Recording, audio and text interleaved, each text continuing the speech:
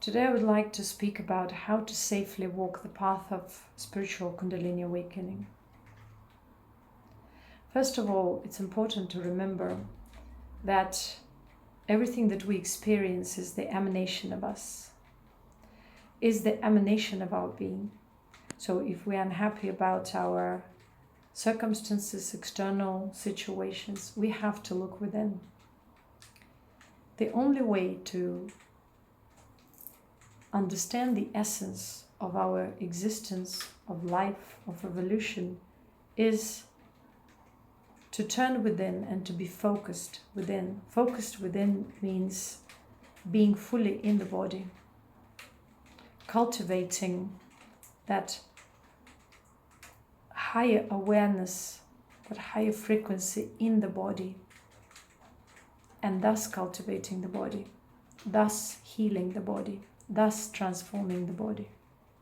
So the other point is to remember that we cannot run away from ourselves, and everything that we experience, as I said, is the extension of ourselves. So when we realize that everything is the extension of ourselves, we take responsibility, and gradually we come out of the victimhood, of the state of opposition between ourselves and the world.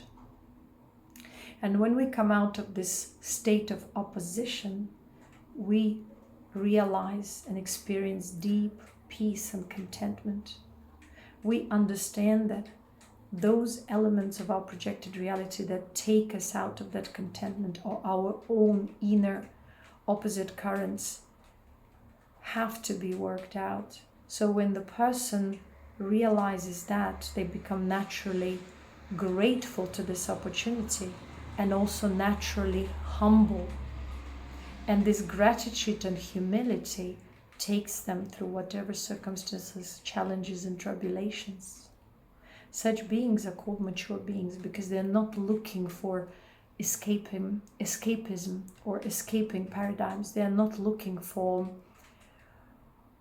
kind of paradigms that would validate the existence of their limited selves, or where they would find themselves as being special. They are not looking for the validation from the external world. They are not looking for tags from the external world.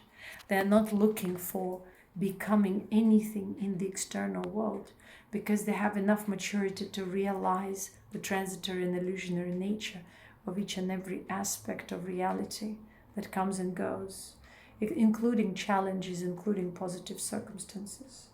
And even though each and every one of us may temporarily get tangled with certain circumstances or attend to certain circumstances, we remain aware so that we can actually resolve these circumstances, dissolve these attachments with awareness, with wisdom,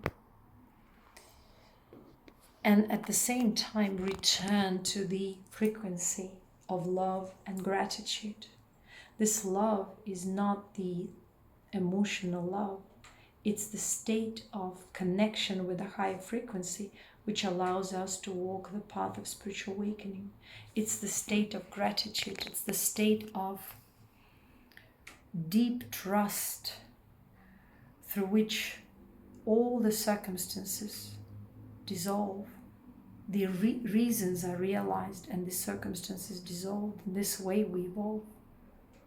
Because evolution has to be seen on our external reality. Whatever turbulences we may experience, they have to dissolve. And you have to realize the reasons for them. That's how you may say that your work of self-refinement and cultivation bears fruit. Because when you let go, when you dissolve these external negative circumstances, elements, and you understand the inner reasons, the undercurrents that created those, you may say you've changed the pattern. You may say you let go of the past, and it has to result or appear on your appearance. Your body has to rejuvenate. your body has to at least be balanced and healthy as a result of this transformation. There is no awakening or self-refinement without this kind of a aim of being balanced, because balance is health. And so when people say that they have been on a path of awakening, but their body continuously suffers and resembles issues, it means they refuse to work on themselves, or they hide away from the identification of the reasons, the true reasons that cause these imbalances and misalignments, and yet they claim to be on a spiritual path. If one is on a spiritual path and really does work, it has to bear fruit. And this fruit is a healthy, balanced, rejuvenated body, not the other way around.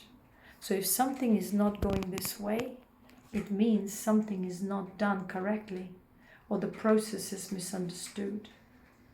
The other point is humility and concealment, because the more we understand the essence of the projected reality, and the more we understand what the projected reality is, the less illusions we have within ourselves towards the projected reality, and the more we conceal our essence and our light.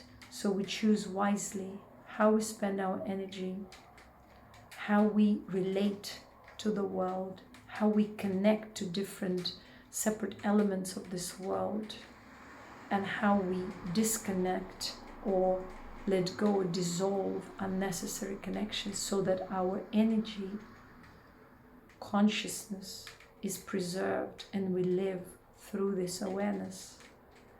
So, as a conclusion, the maturity of our soul, the power of our discernment, humility and gratitude will guarantee either the success of this process or failure, either the clarity or enlightenment, in other words, or the delusion. And so once one is that, one has no tags or definitions. One's emanation is all that which everyone else wants but cannot have. Wanting something means being in separation with that. Being that means being in alignment, being in unity with that, which is the essence of yoga or yoga. And so when we understand that, we are blessed. And we cultivate this blessing by cultivating our gratitude and humility, by abstaining from this attempt of our limited selves to tag ourselves, to box ourselves, to limit ourselves with names or whatever not. And so we remain fluid. We flow through life, embracing life as it is, refining this life by the refinement of our own selves and our own dissolving our own limitations. And thus we become all-encompassing consciousness that contains it all, and yet that which remains virgin, untarnished by that which it projects. Thank you very much.